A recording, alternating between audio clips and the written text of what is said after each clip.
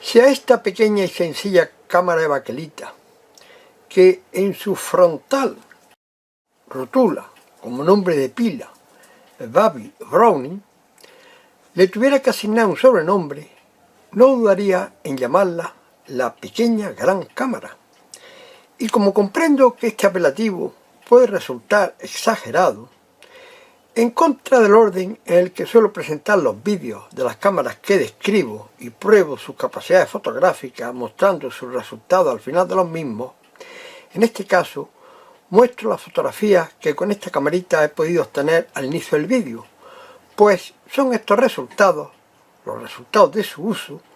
parte de lo que me motiva al elogioso sobrenombre con el que no dudaría en denominarla. Aunque esta cámara llevaría conmigo más de 30 años desde que la adquirí en un anticuario de los que aún abren sus comercios en la granadina calle Elvira,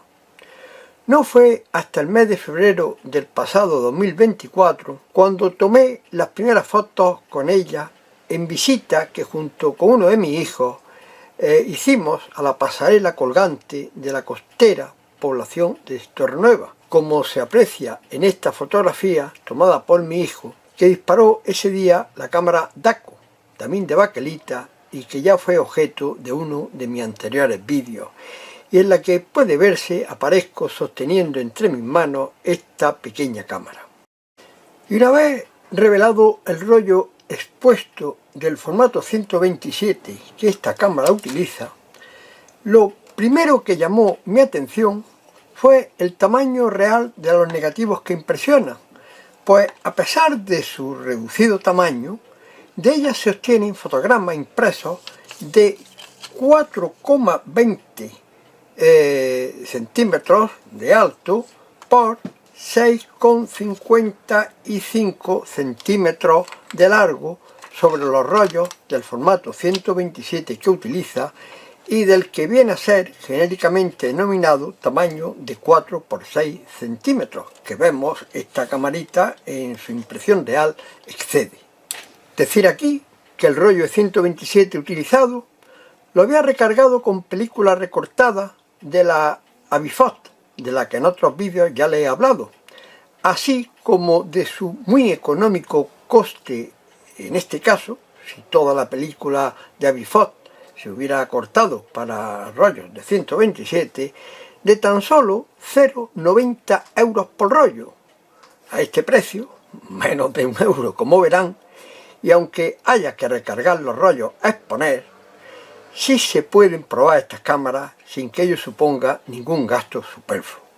Y más aún sorprendente que el tamaño de sus negativos, me resultó la calidad de los mismos, pues no se olvide que siendo cámaras de una larga época en que los negativos de las mismas estaban en general destinados a su positivado por contacto, según el muestrario de ejemplos en anteriores ocasiones ya mostrado y que vuelvo a poner en pantalla, las fotografías que vamos a ver incrustadas en este vídeo con resolución de 1920 por 1080 píxeles del vídeo,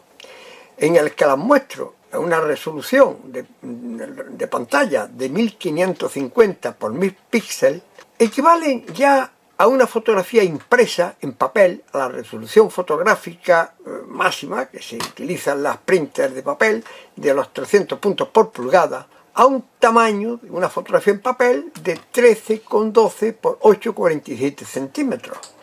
muy superior, como vemos, como hemos visto en el ejemplo de las fotos por contacto que normalmente se positivaban mostrado, al tamaño del negativo impreso,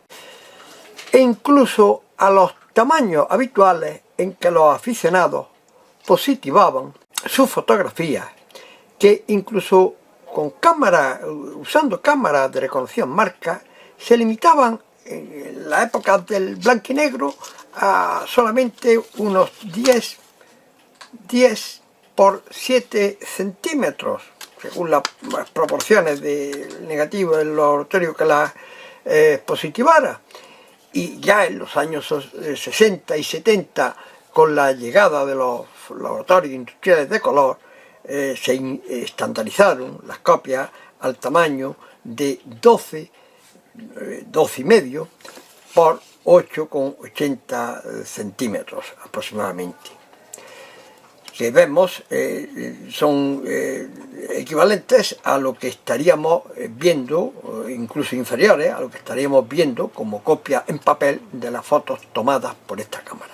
Es decir, muy superiores al tamaño del negativo y muy superiores a lo que era habitual visionar la fotografía en papel en aquellas épocas. Empezamos el visionado de las fotografías tomadas con esta cámara en la visita que mi hijo y yo hicimos a la pasarela colgante de Torrenueva, con esta imagen en la que mi hijo me fotografía con su cámara digital al inicio del recorrido, viéndose como fondo las palmeras del paseo marítimo de dicha localidad de Torrenueva. Esta fotografía, como todas las demás mostradas para las que van a servir en esencia los comentarios fundamentales que sobre ella voy a hacer, se han positivado, como solía decirse en la época del negativo, a sangre, esto es, incluyendo el borde de los propios negativos. Como ya puede observarse en esta primera imagen, su calidad en cuanto a definición de la imagen es muy satisfactoria en su zona central, diluyéndose su definición en la proximidad de sus bordes laterales, aun cuando se mantiene en el borde superior e inferior. Nótese también, aunque quizás se aprecie mejor en alguna de las siguientes imágenes, que la zona de enfoque, que es fijo en esta cámara, el focus free que dirían los ingleses, está optimizada para una distancia media, lo que, aprovechando la profundidad de campo de su única abertura, que podemos medir, si vemos el diámetro del agujero de su único diafragma, que son de unos 4 milímetros, y suponiendo que su focal se asimila,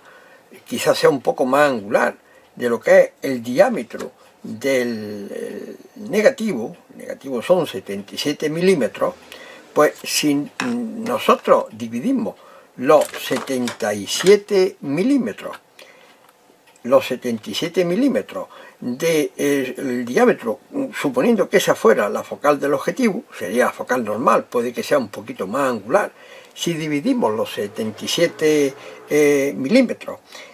entre los 4 milímetros del diafragma, tenemos una luminosidad de tan solo f19. Es decir, el diafragma fijo de esta cámara es bastante cerrado. Puede ser que en lugar de 19 sea 18, o sea 20, o sea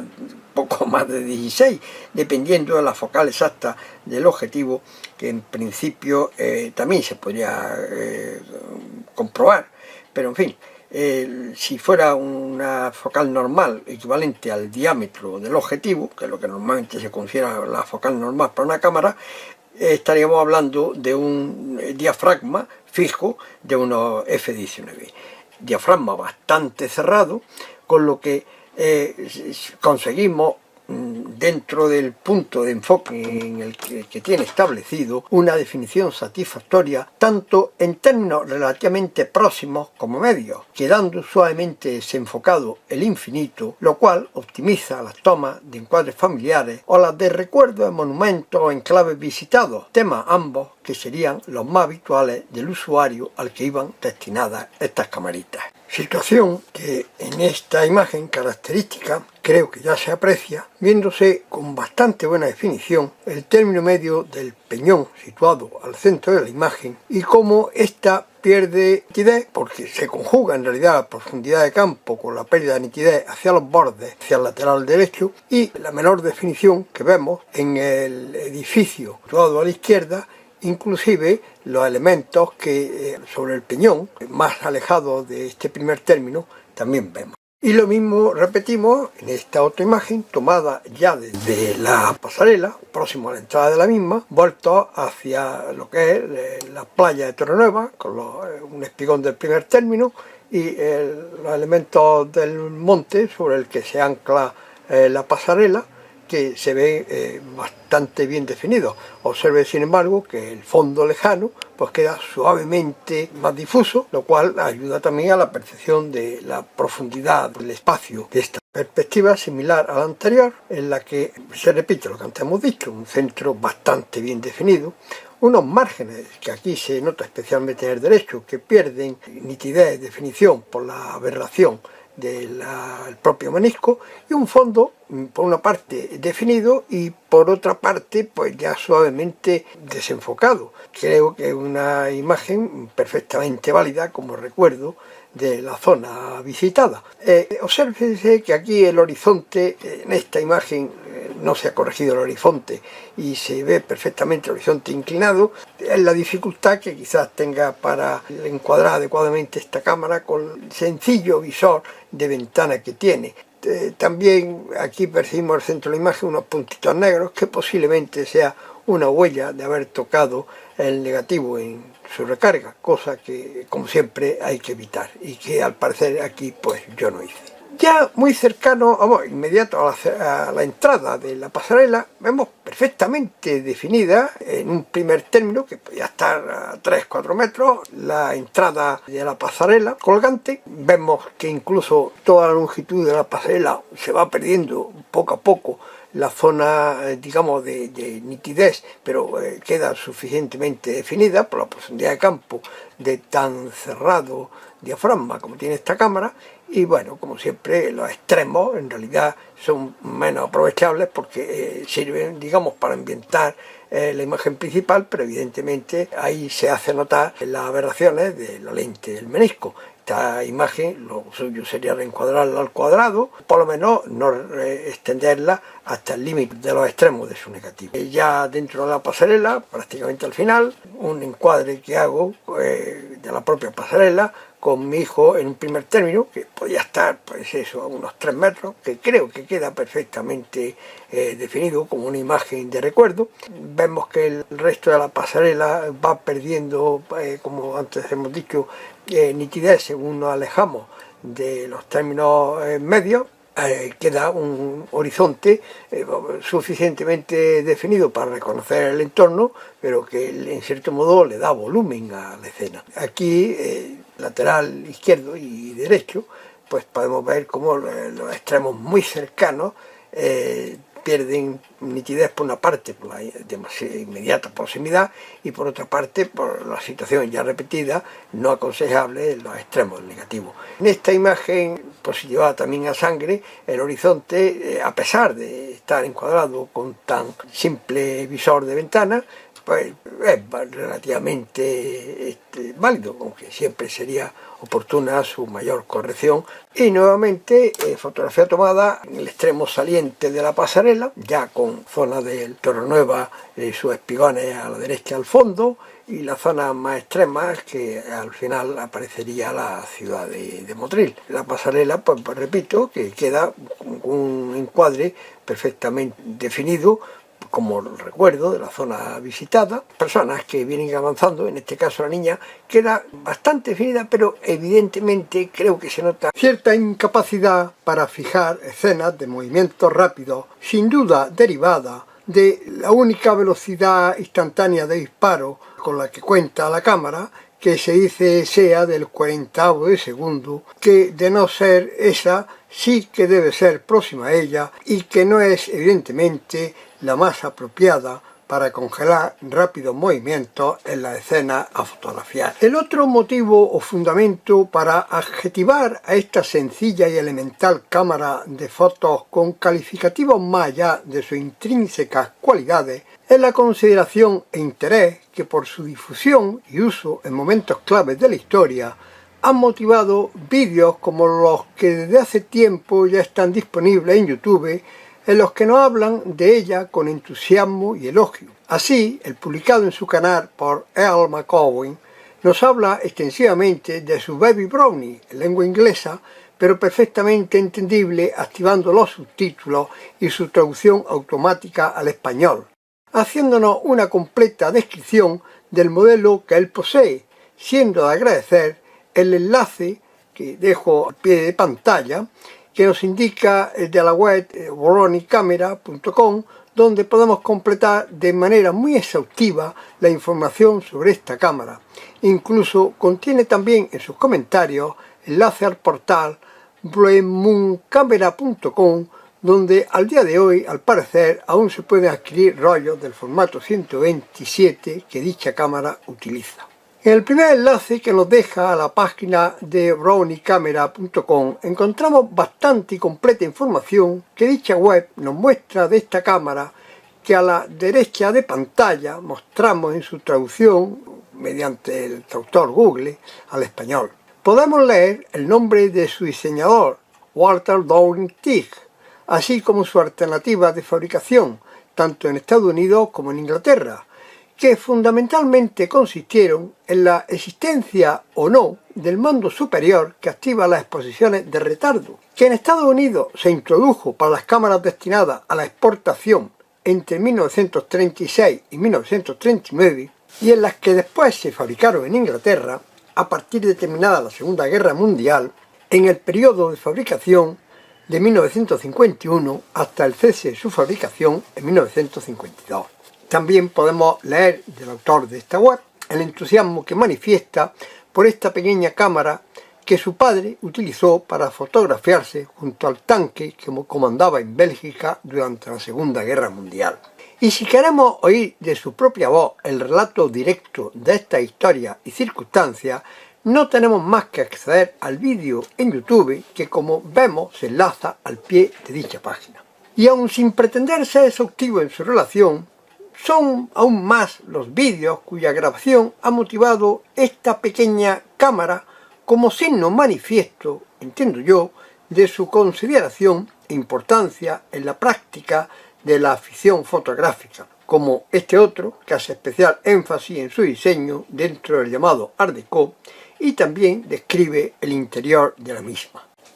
Por último, y a salvo que ya se hayan visionado los vídeos relacionados, en cuyo caso poco nuevo podría añadir, exponer muy brevemente mi pequeña cámara,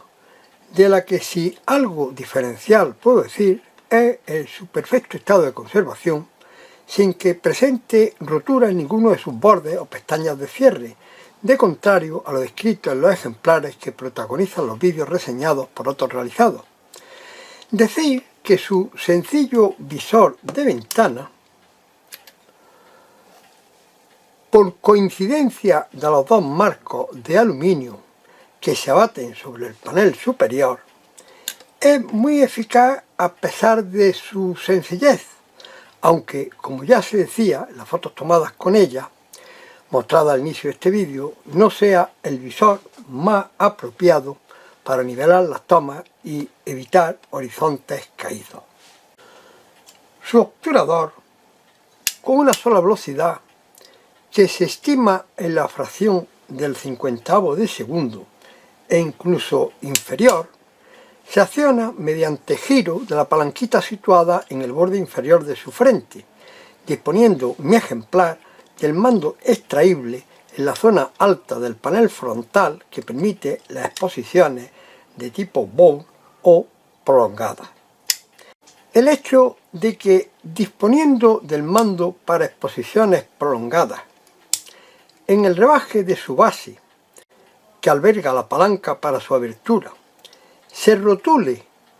su fabricación en los Estados Unidos, Made in USA, Viessmann Kodak Company, Rochester, significa que es de los ejemplares fabricados para su exportación a Europa durante el periodo de 1936 a 1939. Movida la palanca de su base a la posición Open, podemos separar la carcasa del cuerpo de la cámara, carcasa que es la que tiene los mecanismos de disparo instantáneo o de la posición bow.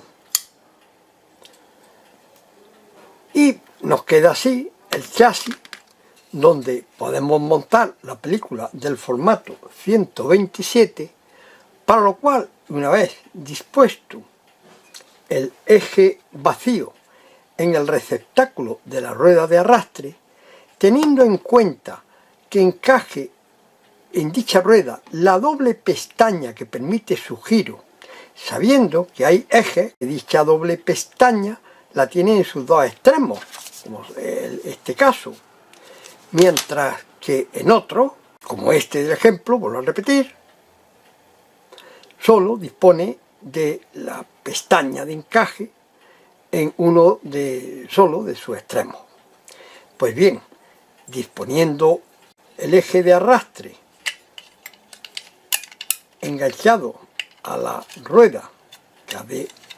facilitar su mecanismo, ya estamos preparados para colocar el rollo de 127 que aquí voy a utilizar de ejemplo. Es solamente el papel de respaldo, donde aquí vendría adherida la película a partir de cierto momento, y solo voy a utilizar el papel de respaldo como ejemplo del proceso, para doblar la película, como es lógico. Es de señalar que no se suele mencionar que el plano focal de esta cámara está curvado, es curvo, tiene una forma curva, para de esta manera que la película se adapte a dicha curvatura por el apoyo en sus laterales de los bordes del papel de respaldo y película a él adosada. Esto nos impide, nos dificulta al menos, yo diría que nos impide prácticamente, el uso alternativo de algún tipo de montaje para utilizar en lugar del rollo de 127 la película de paso universal, porque la película de paso universal, tanto si la usáramos sin papel de respaldo como con papel de respaldo, no se adecuaría a dicha curvatura que está pensada para compensar la curvatura de campo del menisco simple que hace de objetivo. Es decir, de las cámaras en las que es necesario, si queremos un resultado de acorde de calidad, utilizar rollos de algún tipo del llamado formato 127. La carga tenemos que hacerla de manera que la parte donde está la película, la parte negra del papel de respaldo es lógicamente la que va a soportar la película, se enfrente al objetivo. Es decir, tenemos que hacer el montaje de modo y manera que una vez colocado el rollo en su posición de suministro, saquemos la punta del papel, la engarcemos